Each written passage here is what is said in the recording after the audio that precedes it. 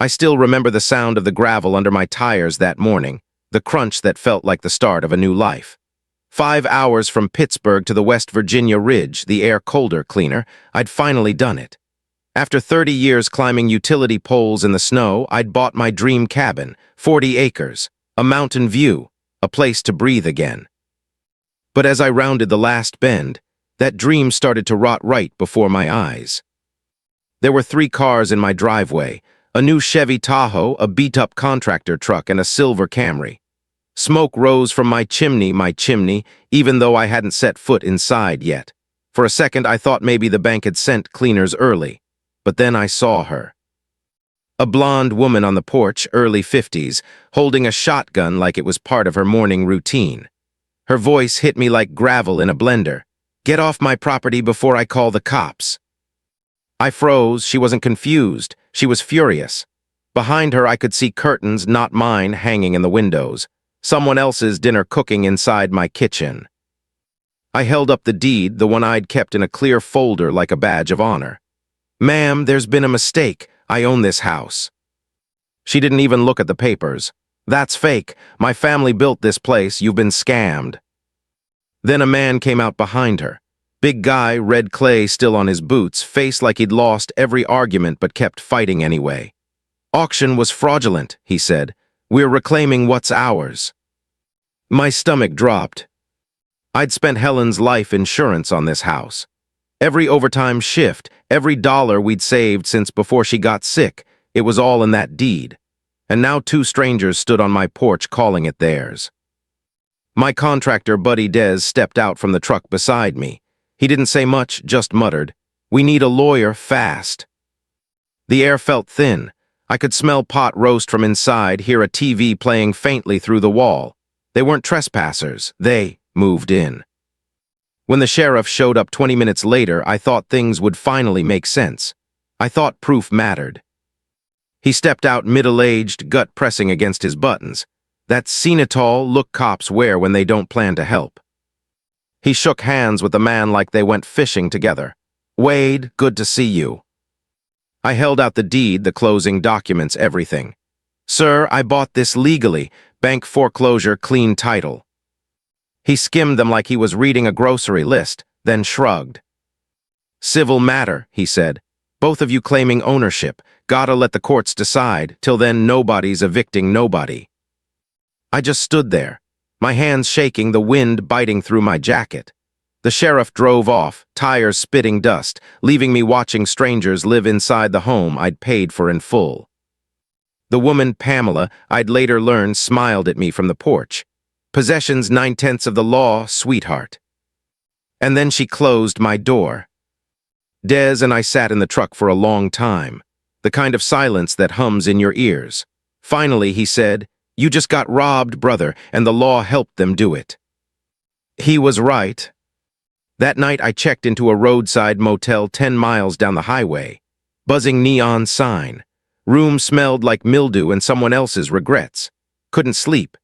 Every time I closed my eyes, I saw that woman's face, saw the way she smiled when the sheriff left. At 2 in the morning, I opened my laptop and started digging. Property law, foreclosure records, county tax maps, anything I could find. And that's when I saw her name, Pamela Sutherland. Top-selling real estate agent in the entire county. Her face plastered on sold signs all over the local listings. She wasn't some random squatter. She knew that house was in foreclosure. She'd seen it in the public records. She planned this. And as I kept reading, one thought began to pulse behind my eyes like a migraine. If she could do this to me, with my deed, my money, my proof, how many others had she done it to before? I didn't know it yet, but that night in that mildew motel room was the moment everything changed. Because from that point on, it wasn't just about getting my house back. It was about exposing every last person who helped her steal it. The morning light through that motel curtain looked gray, not the kind of gray that means rain, but the kind that feels like defeat. I sat on the edge of the bed, hands still shaking from what happened the day before. Every second I kept seeing that shotgun, that smug smile, that sheriff's cruiser rolling away. I wasn't ready to quit, not after everything Helen and I had sacrificed. I called every number I could find, county offices, title company, even the real estate board, and got the same answer each time. You'll have to resolve it in court. Court, that meant months, maybe years, while she lived in my house rent-free. By noon, an email hit my inbox that nearly made my blood pressure explode. Cease and desist notice, some Charleston law firm I'd never heard of. Pamela's attorneys were claiming my purchase was defective title, threatening a harassment suit if I continued to interfere with lawful possession. The letter even mentioned her husband Randall's position as county building inspector. The message was clear as day. Back off, or we'll bury you in paperwork and pull every string we've got. I drove into town, found an old handwritten sign that said Beverly Frost, attorney at law. Her office looked like a library had exploded, coffee mugs, dusty folders, a cat asleep on a stack of case files. She was in her late 60s, wiry gray hair, sharp eyes that could cut glass. "Show me what you've got," she said. I handed her every document, the deed, the title, insurance, the emails from the bank. She scanned them like she'd done this 100 times. Then she leaned back, smirked, and said, "You've got ironclad ownership. Problem is, they're not trying to win legally. They're trying to wear you down." I asked, "So what do I do?" "We file an emergency eviction, but this county's slow, 6 weeks before a hearing, maybe longer." Her tone softened a little. "You're not from around here, are you?" "Pittsburgh." "Then you better learn how this place works. Folks here protect their own, even when their own are crooks." That hit hard because I could already feel it. The stares when I walked into the diner, the way the waitress asked, "You're the outsider fighting Pam Sutherland," before setting down my coffee. News travels fast in small towns, lies even faster. 3 days later, I drove past the property again. I shouldn't have, but I had to see. That's when I saw Randall's crew in my backyard, pouring concrete for an addition. My addition. I pulled over, heart hammering so loud it drowned out everything else. I filmed it on my phone, zooming in on the truck logos, the fresh cement, the men working like it was just another Tuesday. They were building on my land. I sent the footage to Beverly. She called back 10 minutes later. "They're smart," she said. "They're trying to create sweat equity. If they make improvements, they can argue for reimbursement later, maybe even stall the eviction." "So we stop them?" "No," she said. "Let them dig their hole deeper. The bigger the mess they make, the harder it'll be to climb out." The next blow came fast. My bank called, the one that held my Pittsburgh rental mortgages. Some anonymous complaint claimed I'd used fraudulent documents to buy the cabin. They froze my $30,000 line of credit while they investigated. I sat there in that mildew motel room, phone pressed to my ear, listening to my financial lifeline disappear 1 0 at a time. Pamela and Randall weren't just stealing my house. They were coming for everything. That's when I realized this wasn't random. This was organized. Legal intimidation, financial pressure, bureaucratic chokeholds. They'd turned property theft into an art form, and I was their next victim. Des called that night. "You sure you want to keep fighting this, brother? These people play dirty." I looked at the deed lying on the motel nightstand, the one Helen's insurance had paid for. I could almost hear her voice, soft but certain. "Go live your dream, baby. Don't just exist." I took a breath. "Yeah," I told him, "I'm sure." Beverly and I met again the next morning, the smell of burnt coffee filling her cluttered office. She started scribbling names and agencies on a yellow pad. "If they're using influence, we'll make it public." She had me file complaints with everyone: the State Real Estate Commission, the County Ethics Board, even the Attorney General's office. "We make noise," she said, "loud, messy noise." And as I left her office, I looked back up toward that mountain ridge, where my cabin sat filled with strangers. It wasn't about the walls or the land anymore. It was about principle. Because sometimes, when the system's rigged against you, the only weapon you've got left is refusing to give up. The motel room light flickered again that night, a weak, buzzing hum that matched the noise in my head. Every time I closed my eyes, I saw them. Pamela on my porch, Randall smirking beside her, my chimney smoking like a victory flag. By day 5, I was running on caffeine and rage. I'd filed every complaint Beverly suggested, Real Estate Commission, Ethics Board, even the Attorney General's Fraud Division, but it felt like shouting into a canyon. Nothing echoed back.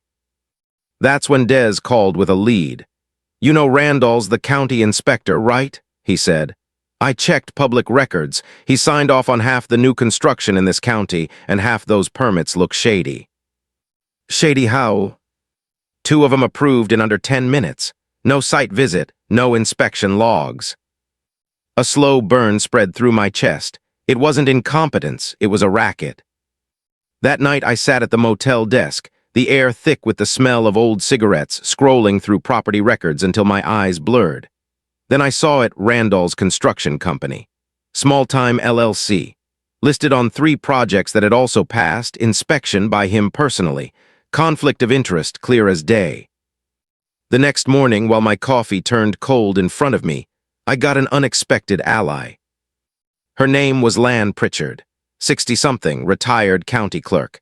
She overheard me on the phone with Beverly at the diner, walked right over to my booth, leaned on her cane, and said, "You're the guy fighting Pam Sutherland, aren't you?"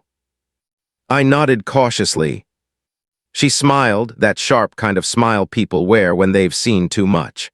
"Honey, I've been waiting years for someone to stand up to that woman." Over the next hour, between sips of burnt diner coffee, Lan told me stories that made my stomach twist. Pamela had done this before. 2 other foreclosure buyers, both settled quietly, both paid Pamela cash to go away. "She spins that family land story like it's scripture," Lan said, "and folks here believe her. She's got roots, charm, connections, but it's a con." By afternoon, Lan drove me to the county archives, a basement that smelled like mold and history. She moved like she belonged there. After half an hour of digging through dusty deed books, she pulled out one labeled 1972-1987. "There," she said, tapping the page. "That's your property's original sale." The record was crystal clear, sold to an out-of-state investor in 1972. No Sutherland anywhere on the chain of title. Then another document, a rental agreement from 1983. Pamela's so-called great-uncle, tenant, not owner, evicted in 1987 for non-payment. Lan smiled proud. "You've got proof, black and white." I walked out of that basement with trembling hands. Finally, something solid, something real. I took the evidence straight to the sheriff's office. He barely looked up from his desk. "This doesn't change anything," he said flatly. "Still a civil matter." I felt my blood boil. "You won't enforce the law because he's your buddy, right?" His eyes hardened. "Watch your tone, Mr. Hayes. I'm trying to keep the peace in this county." That was the moment it clicked. They weren't clueless, they were complicit. 2 days later, I found Randall waiting for me in the motel parking lot. He leaned against my truck like he owned it. "Let be reasonable," he said, voice calm like a man making a business deal. "I'll buy the property from you, 80,000, you walk away clean." I laughed, couldn't help it. I paid 87. 75 then, he said. "Final offer, because if you fight this, I'll make sure every permit, every inspection you ever need in this state gets buried in red tape. I've got friends in every department." I stared at him. "You're threatening me." He smiled. "I'm offering you a way out."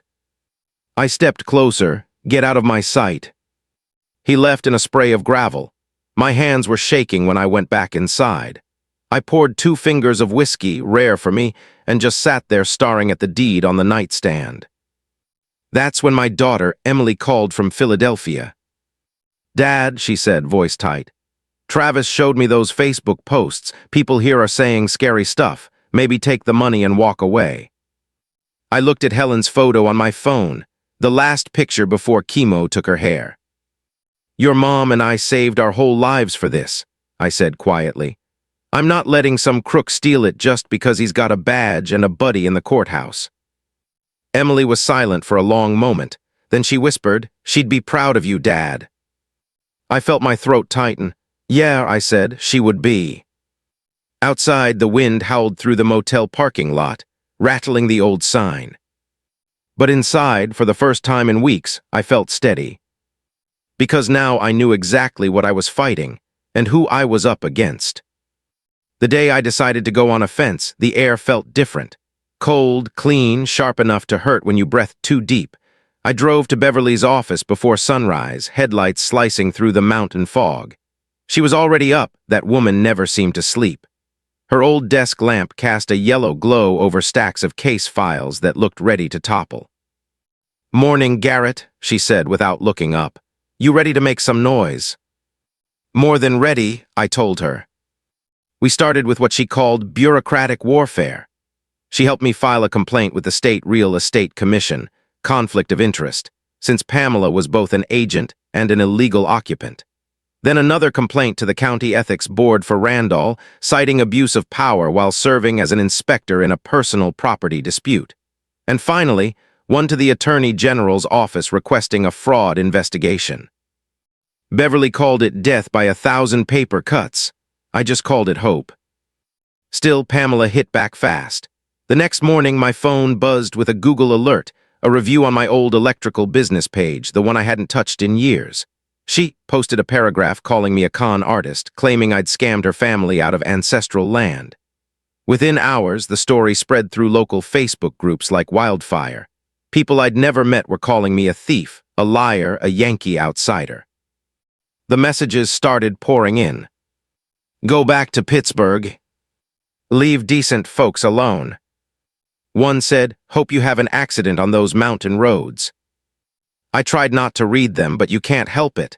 The words burn themselves into you. Then one afternoon, sitting at the diner where I'd first met Lan, I heard someone say my name. She was standing there again, smiling that knowing smile.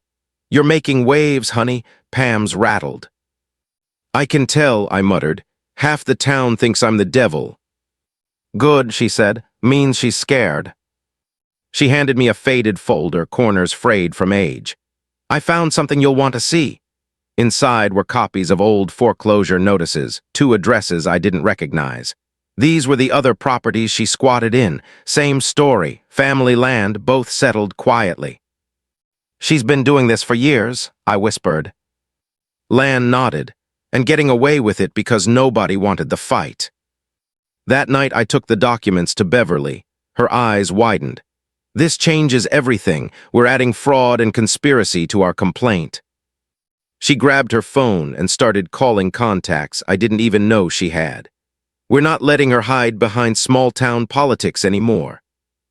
2 days later, I drove past my property again, keeping my distance, just watching. The house looked different. New shingles, fresh paint, landscaping. They were still improving my house. I couldn't step foot closer than 500 feet. The restraining order Pamela had filed against me made sure of that, but Des had an idea. He pulled out his drone from the truck bed. "Airspace is public," he said with a grin. "Let's take a look from above." From the live feed, I saw everything. The new roof, the illegal addition, the concrete path leading to the deck. "They're building a case for themselves," I muttered. "Good," Des said. "Now we've got evidence they're doing it." Beverly laughed when she saw the footage. "Perfect. We'll use their own improvements against them." She filed a motion to expedite the hearing, arguing ongoing property damage and unauthorized construction. And for once, luck sided with me. A visiting circuit judge, not one of Randall's drinking buddies, took the case. He reviewed Beverly's motion and signed an order. Construction must stop immediately. It wasn't eviction, but it was the first small victory.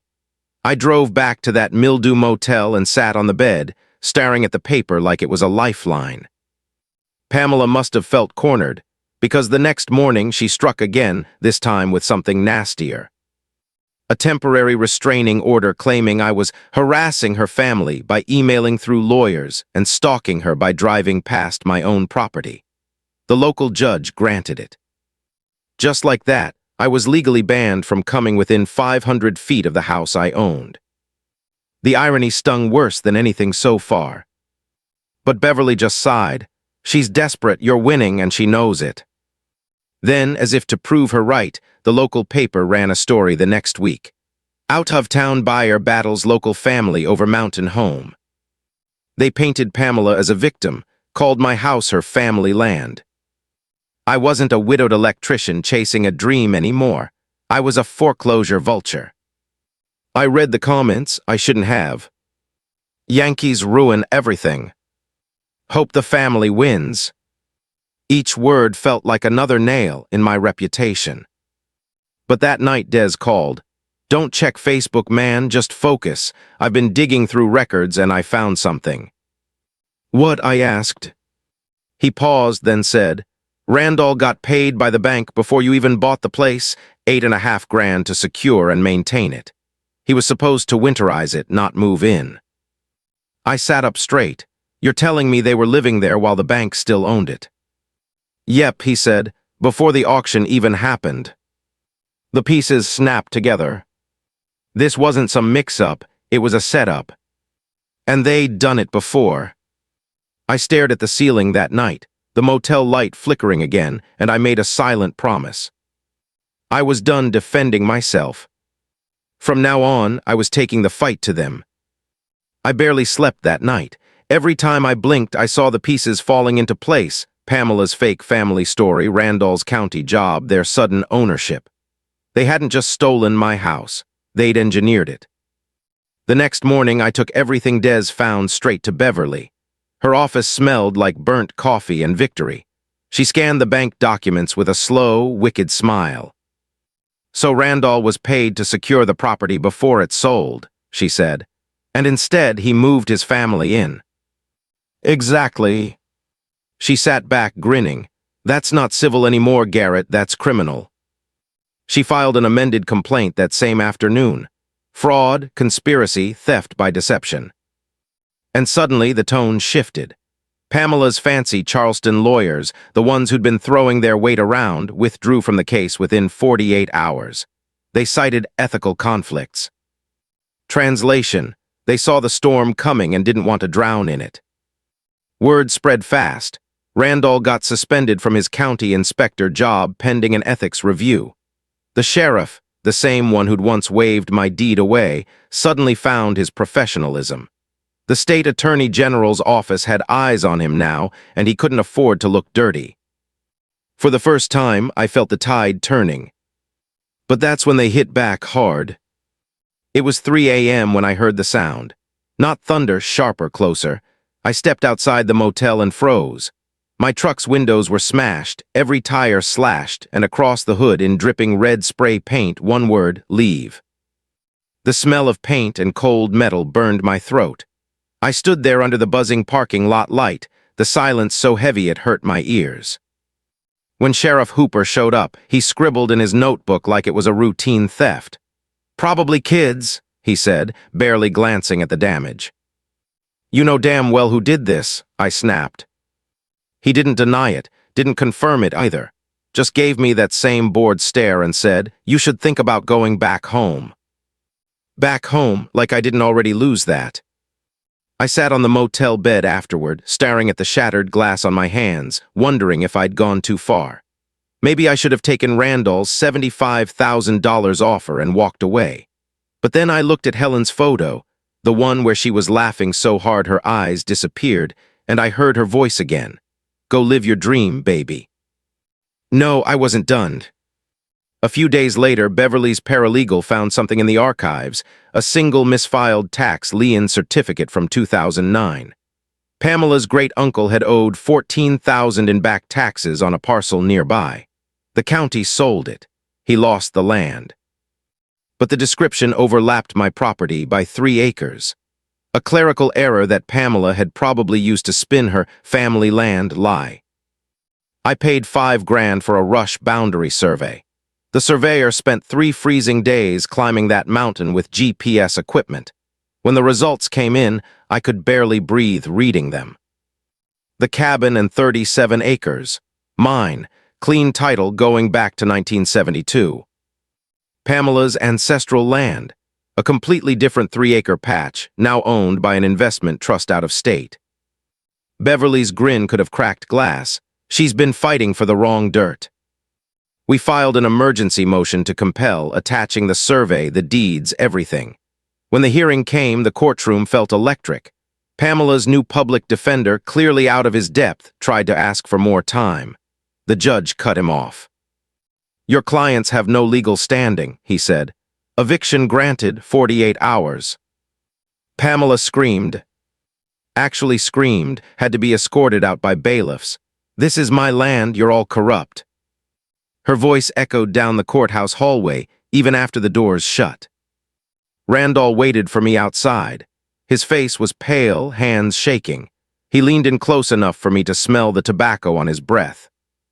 "You think this is over?" he hissed. "I'll burn that house down before you get it." The bailiff stepped between us, but his words stuck like a knife in my chest. 2 hours later, I got a call from the fire marshal's office. "We've received an anonymous tip," the man said. "Possible hazardous materials stored at your property. We're required to inspect before any eviction." I closed my eyes. How long will that take? "Could be a few days, maybe a week." Pamela wasn't done. She was setting traps now. That night, I sat with Beverly in her office, staring at the survey maps spread out like battle plans. "They're trying to delay until they can do more damage," she said quietly. "Then we get ahead of it," I told her. "No more waiting, no more reacting." Because if they wanted a war, I was ready to give them one. And this time, I wasn't fighting just for my house. I was fighting to make sure no one else ever had to live this nightmare again. The morning of the fire inspection felt like Judgment Day. Cold November fog hung over the ridge so thick my headlights barely cut through it. My breath came out in clouds as I pulled up behind Beverly's car at the bottom of the mountain. Beside her, Mara Chen, an investigative reporter from Charleston, was waiting, camera bag slung over her shoulder and eyes sharp with purpose. "I've been following your case," she said as we shook hands. "Whatever happens today, people need to see it." By 5:30 a.m., she and her photographer were already documenting everything. The crunch of frost under our boots sounded louder than it should have. My heart hammered so hard I could feel it in my throat. At 6:00 on the dot, the fire marshal arrived, not a local buddy of Randall, but a state-appointed officer. Clean uniform, clipboard, no small talk. He nodded once, professional. "Let's take a look." Randall met him at the door, his 6-foot frame blocking the entrance. "There's nothing hazardous here," he said flatly.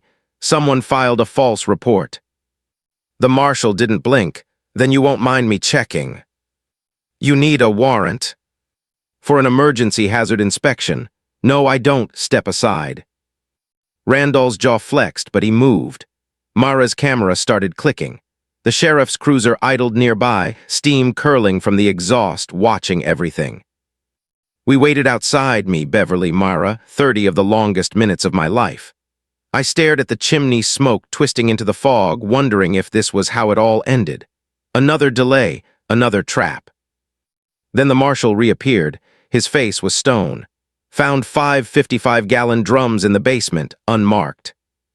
My stomach dropped. "I've never been in that basement," I said loud enough for everyone to hear. "I haven't set foot in that house since they moved in." He crouched beside the drums, scraping at the metal. Serial numbers were filed off, but not completely. He typed them into his tablet, scrolling. Then he looked up at Randall. "These drums are registered to Sutherland Construction, LLC.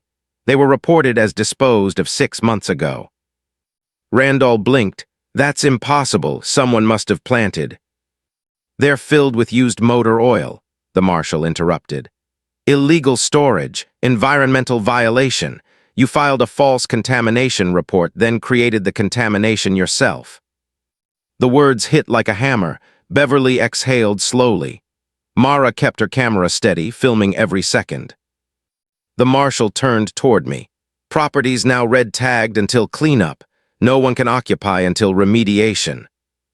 Randall's face went white. He just trapped himself. Then Pamela came flying out the door like a hornet from a kicked nest. "This is a setup," she screamed, pointing straight at me. "He planted those barrels. He's framing us." Mara stepped forward, microphone ready. "Ma'am, the serial numbers match your husband's company records." Pamela froze for half a second, eyes darting, realizing she was being recorded. Then she lunged for the camera, actually lunged, hands clawed, face twisted with rage. The state troopers moved faster than I could blink. They intercepted her mid-swing, cuffed her on the spot for assault and resisting. The sound of her screaming echoed across the mountain. Myra didn't stop filming. Randall stood there, shoulders slumped, his daughter Crystal clutching two crying kids behind him. He looked 10 years older than he had that morning. "Please," he said quietly, "give us one more day. The kids have school stuff inside." Beverly looked at me. "Your call." Every muscle in me wanted to say no, to let the state troopers haul them out right then. But I looked at those kids, shivering in the cold, eyes wide and scared.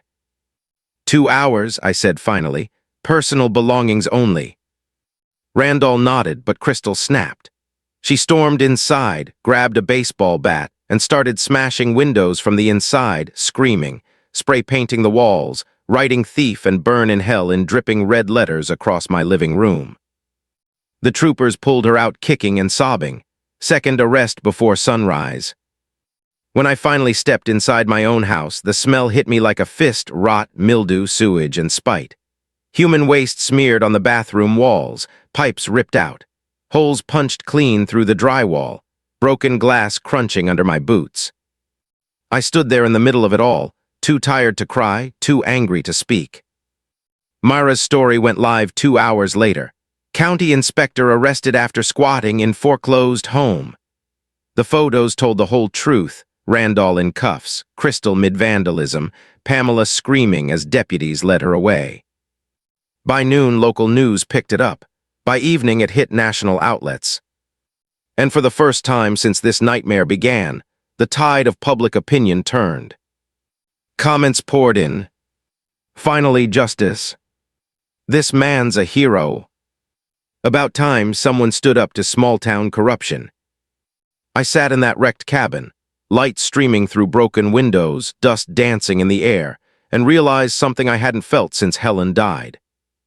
Relief. Because sometimes the only way to win is to let the truth do the screaming for you. The cabin was quiet again, too quiet. Every sound echoed: the creak of a broken floorboard, the soft whistle of wind through shattered windows. I stood in the doorway watching dust float through morning light and tried to remember what hope used to feel like. They'd been dragged out, cuffed, humiliated. But when I looked around, it didn't feel like victory. The walls were cracked open. The air stank of rot and oil.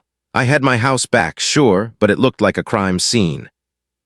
Dez and his crew drove down from Pittsburgh that weekend, 5 guys with calloused hands and quiet loyalty. They didn't ask what happened. They just started cleaning. During demolition, we found things hidden in the walls: stolen power tools still with Home Depot price tags, spools of copper wire, even imported tile boxes. Randall had turned my house into a warehouse for his thefts. When the state police saw it, they opened another investigation. Turns out Randall had been stealing from job sites for years, blaming his workers, covering it with fake inspection logs. The pieces all fell into place. A week later, they arrested him again, this time for grand larceny, fraud, and environmental crimes. 10 charges, maybe more coming. Pamela, out on bail, tried to claw back sympathy the only way she knew how, by crying on camera. A local news station aired her exclusive interview. She dabbed her eyes with a tissue and said, "I'm the real victim here. That outsider destroyed my family." It might have worked if people hadn't seen the footage of her lunging at the camera. The internet tore her apart. Criminal cries after consequences. You got caught squatting, not suffering. Public opinion flipped completely. Then Randall filed one last stunt, a mechanic's lien on my property for $30,000, claiming payment for improvements and maintenance. Beverly laughed out loud when she saw it. "He's really trying this." "The work was unauthorized," I said. "Exactly," she replied, "which makes it fraud." She filed a motion to discharge the lien before the ink was even dry. Still, the costs kept piling up: legal fees, cleanup, repairs. I'd spent over $45,000 on top of the $87,000 I'd already paid. There were nights I sat on the porch staring into the dark woods, wondering if it had all been worth it. Des asked me one evening over beers, "Why don't you just sell it, man? Walk away, start fresh somewhere else." I looked at the half-rebuilt porch, at the mountain view Helen used to dream about. Because if I walk away, they win, and the next guy who buys it will go through the same hell. Word spread, slowly people started helping. The lumberyard owner, who Randall owed $6,000, donated materials. The local electricians' union heard one of their retired brothers was in a fight and sent a volunteer crew. Even church ladies brought casseroles to the site. For the first time, the town didn't look at me like an outsider. But Randall wasn't done. Before his second arrest, he'd been whispering to the wrong kind of people, local militia types with "Don't Tread on Me" bumper stickers and too much free time. He told them I was part of a government plot to steal local land. A week later, 30 pickup trucks rolled up my driveway, men in camo, rifles slung over their shoulders, chanting, "Local land for local people." They stood just off the property line, armed, angry, and perfectly legal. The state police showed up but couldn't disperse them. "Public road," the officer said. "Open carry, nothing we can do." So we waited. The work stopped, the air filled with shouting and diesel fumes. By afternoon, national media arrived. CNN ran a segment about property rights. Fox ran another about government overreach. I just stood there, staring at the half-built porch, wondering how fixing up a cabin had turned into a war. Then, out of nowhere, salvation came in the form of 50 veterans, Iraq and Afghanistan guys, organized and disciplined. Their leader, a gray-templed sergeant major, parked his truck at the edge of my property and said, "We're staying until this is over." He walked right up to me, eyes steady. "We don't care where you're from. You followed the law. That's all that matters." They lined up shoulder to shoulder between my property and the militia crowd, human shields. 3 hours later, the militia packed up and left, never came back. When I asked the sergeant major why they'd helped, he just said, "Because we're tired of bullies winning." 2 days later, the FBI arrested Randall again, this time for creating a deepfake audio clip of my voice threatening Pamela's grandkids. They'd traced it to his brother's computer. The man had tried to send it to news outlets and the FBI to frame me. When they led Randall away in cuffs, he cracked. "It was all Pam's idea," he said. "She told me we could take the house, that it was ours by law." He threw his wife under the bus to save himself. Pamela's real estate license was revoked permanently. The bank foreclosed on her home. Her daughter, Crystal, the one who smashed my windows, took a plea deal and started paying restitution.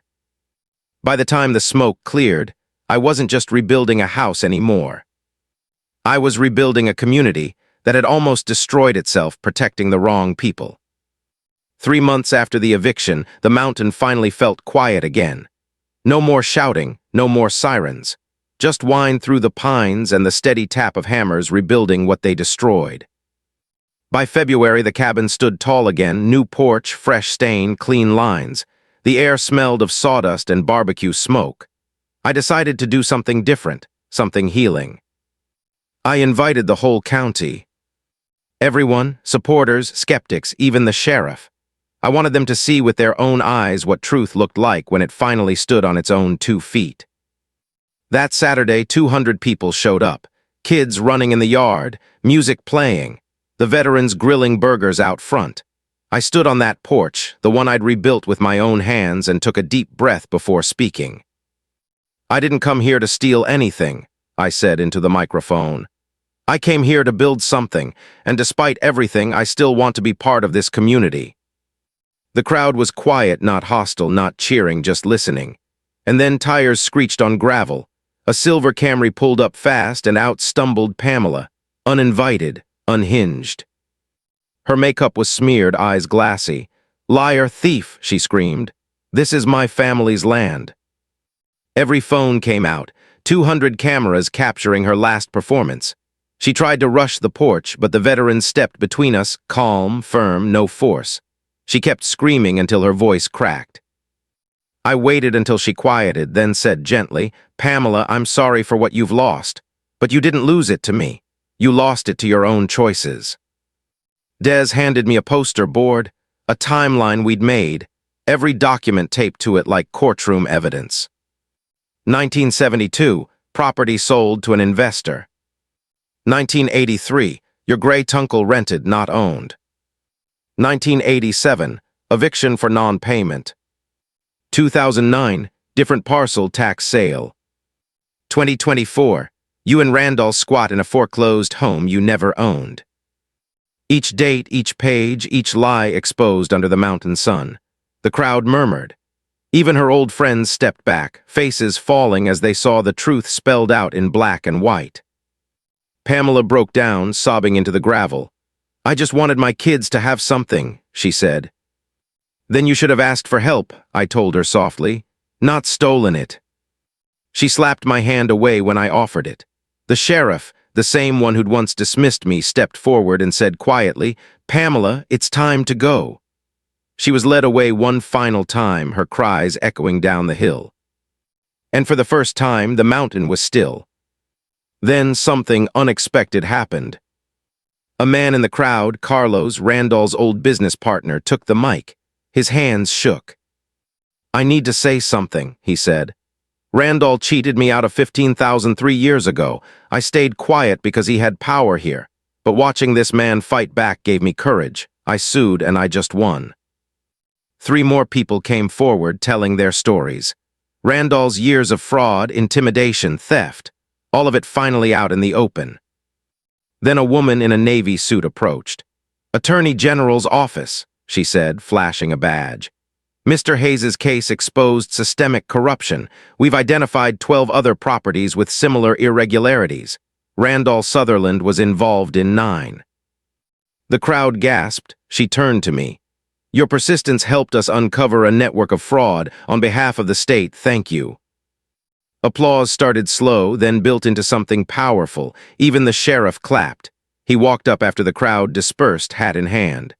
"I owe you an apology," he said. "I let friendship blind me." "Just do your job fairly," I told him. "That's all anyone wants." The cameras caught that handshake, and somehow it felt like the county itself was exhaling. In the months that followed, everything changed. Randall got 8 years in federal prison. Pamela, 3 years probation and $50,000 in restitution. Crystal, her daughter, finished paying off damages, found a job, and brought me her first paycheck. "I want to make things right," she said. I told her to keep it. She refused. "No," she said, "this is for me." The county reformed its inspection system. New oversight boards, no dual roles allowed. The Hayes Act passed statewide, 72-hour eviction for proven squatters, mandatory ethics audits for real estate agents. Somehow my small nightmare sparked something bigger. The cabin was featured in Appalachian Living magazine, The Man Who Fought Back.